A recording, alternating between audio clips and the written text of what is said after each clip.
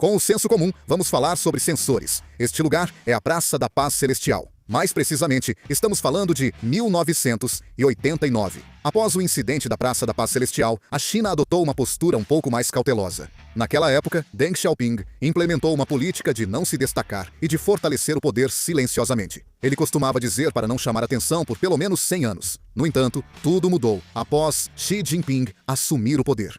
Atualmente, a Coreia está vendo seus melhores cientistas, engenheiros e pesquisadores sendo todos recrutados pela China. Isso não é apenas uma simples fuga de cérebros. É o início de uma guerra que está levando embora todo o futuro da Coreia. Com essa fuga de conhecimento, a China está ameaçando o mundo inteiro. E isso também representa uma grande ameaça para a Coreia. Hoje, vamos analisar esse assunto com mais detalhes. Vamos direto ao ponto. Qual é a prioridade da China atualmente? Unificação com Taiwan? Pode até ser isso. Atualmente, o maior objetivo da China é a tecnologia. Desde o final dos anos 2000, a China definiu o fortalecimento da capacidade de inovação em ciência e tecnologia como o núcleo de sua estratégia nacional. Para isso, tem se concentrado intensamente na captação e no desenvolvimento de talentos. Por meio de programas sistematizados de captação de talentos, a China tem atraído e desenvolvido pesquisadores de destaque, tanto nacionais quanto estrangeiros, fortalecendo assim a competitividade do país. Primeiro, talvez fique mais claro com números.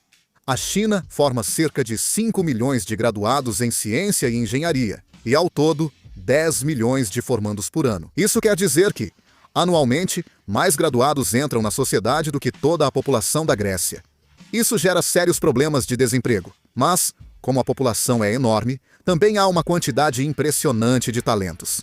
Atualmente, o número de cientistas de ponta da China foi registrado em 32.511 pessoas. A China superou os Estados Unidos em 1.780. E uma pessoas, tornando-se o país com mais cientistas de ponta, ou seja, pesquisadores que publicaram artigos influentes nas maiores revistas acadêmicas. Isso significa que agora a China tem mais do que os Estados Unidos. Mas isso não quer dizer que a China utilize apenas seus próprios cientistas. Não foi bem assim.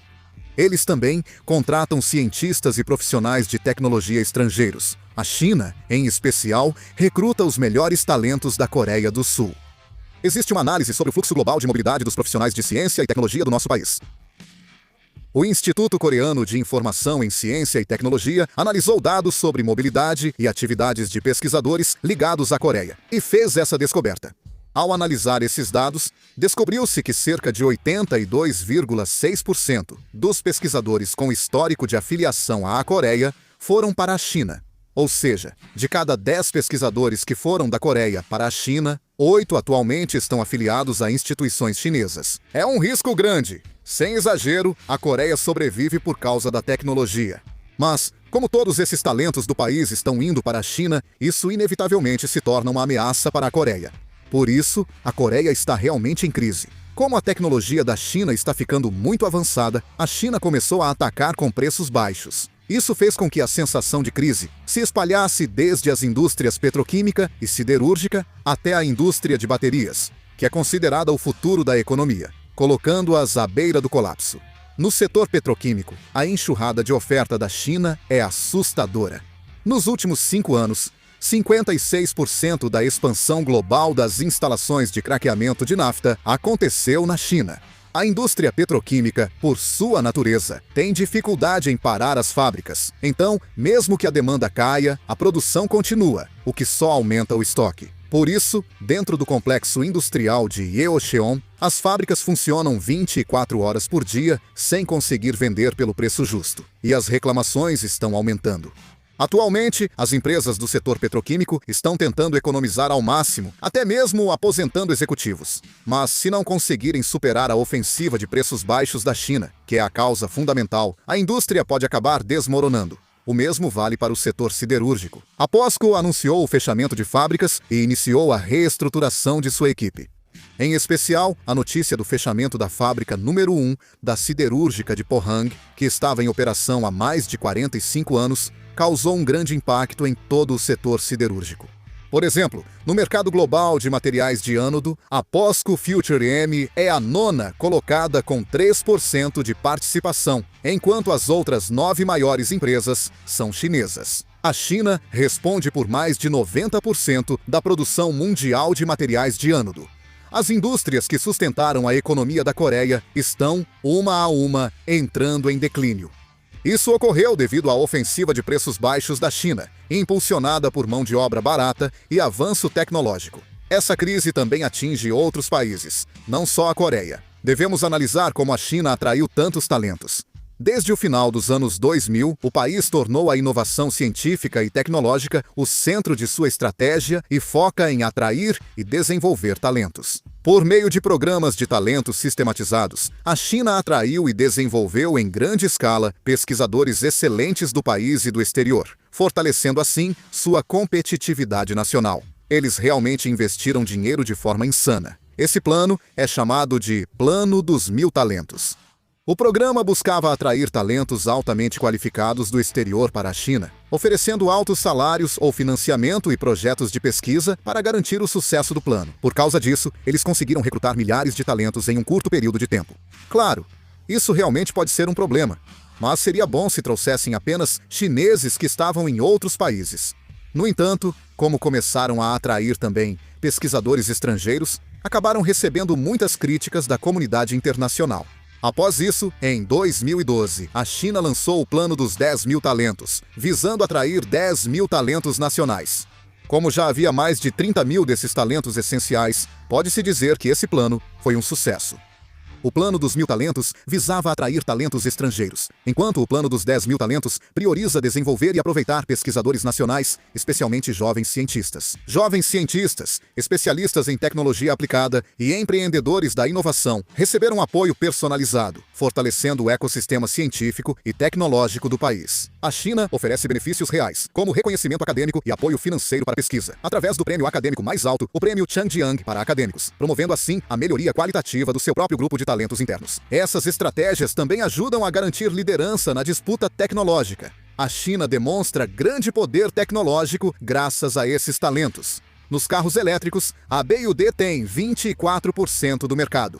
Em robótica, a Unitree detém 70%. Em baterias, a CATL possui 39%. E em drones, a DJI domina com 80%. Além disso, o número de publicações de artigos sobre semicondutores lá é impressionante. Embora seja preciso considerar que pode haver alguns números inflados. A China publicou 160.852 artigos sobre semicondutores, enquanto os Estados Unidos registraram 71.688 publicações. É mais do que o dobro. Se pensarmos que a Coreia publicou 28.345 artigos, é um número impressionante. A China começou a investir fortemente em 10 indústrias estratégicas, como semicondutores, inteligência artificial, aeroespacial, biotecnologia, robótica e novas energias. Sempre se apontou a falta de talentos essenciais como um problema. Mas a China utilizou ativamente programas como o Plano dos 10.000 e o Plano dos 1000 Talentos, que expliquei antes, para concentrar todos os principais talentos no desenvolvimento de tecnologias essenciais. Graças a isso, a China conseguiu realmente fortalecer sua capacidade industrial. Para a Coreia, isso passou a ser visto como uma grande ameaça. Recentemente, devido à ofensiva de preços baixos da China, não é raro ver empresas coreanas desmoronando uma após a outra. Isso já diz tudo. Claro, esse desenvolvimento agressivo da China também provocou uma reação do Ocidente. Para ser sincero, esses planos de atração de talentos da China basicamente significavam roubar talentos de outros países. Por isso, os Estados Unidos e outros países ocidentais começaram a considerar os programas de atração de talentos da China como um meio de roubo de propriedade intelectual e transferência de tecnologia, e passaram a conter fortemente essas iniciativas. O FBI e o Departamento de Energia dos Estados Unidos investigaram e sancionaram cientistas do Plano dos 1000 Talentos, levando ao cancelamento de alguns recrutamentos. Esses exemplos da China também trazem várias lições para a Coreia do Sul. Primeiro, a Coreia investe muito pouco nas áreas de engenharia, mesmo sendo um país que depende da tecnologia para sobreviver. Por isso, é fundamental estabelecer políticas de desenvolvimento de talentos alinhadas com a estratégia nacional. Além disso, acredito que também devemos atrair talentos estrangeiros. Claro, não podemos fazer como a China e simplesmente roubar. Mas precisamos criar sistemas que incentivem a vinda desses talentos para a Coreia. Também é necessário estabelecer um sistema de recompensas diferenciado, baseado em desempenho. Agora, vou fazer uma pergunta realmente importante aqui. Se essa situação de fuga de talentos continuar pelos próximos 10 anos, que futuro a Coreia enfrentará? Vamos analisar os principais setores. Em baterias para carros elétricos, LG Energy Solution, Samsung SDI e SKSKO da Coreia estão entre as 3 maiores do mundo e vêm se saindo bem. Porém, empresas chinesas como KTL e Beidou já dominam o mercado. Daqui a 10 anos essa diferença vai aumentar ainda mais. E se a QATL conquistar mais de 50% da participação de mercado, as empresas coreanas de baterias podem ter seus caminhos para o exterior bloqueados e, no final, podem acabar se tornando apenas subcontratadas das empresas chinesas. Setores tradicionais de manufatura, como siderurgia e petroquímica, também enfrentam problemas. Já estão em crise devido à concorrência de baixo custo da China. Em 10 anos, a China vai dominar completamente o mercado, com instalações e capital maiores, dificultando para a POSCO manter sua posição global na siderurgia. Empresas petroquímicas coreanas não resistirão à concorrência dos produtos chineses baratos e terão que se reestruturar. A base da indústria manufatureira coreana está ruindo. IA, robótica, aeroespacial, drones e novas energias definirão a hegemonia futura dos países. Mas agora a China já publicou muito mais artigos e garantiu muito mais talentos nessas áreas do que a Coreia. Daqui a 10 anos, é bem provável que a Coreia se torne apenas um país consumidor nesses setores. Por exemplo, a DJI domina 80% do mercado de drones, enquanto a Coreia ainda importa por não ter tecnologia própria.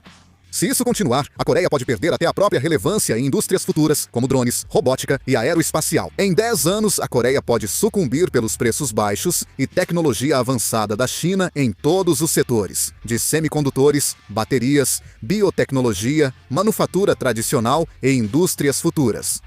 A palavra crise pode parecer exagero, mas em 10 anos será realidade. Se só nos arrependermos depois, será tarde. Por isso, precisamos nos preparar já, precisamos estar prontos. Espero que o governo haja logo. O que pensam das políticas de talentos e da capacidade da China dominar indústrias? Por favor, deixem suas opiniões nos comentários. Vou encerrar o vídeo por aqui. Muito obrigado. Próximo.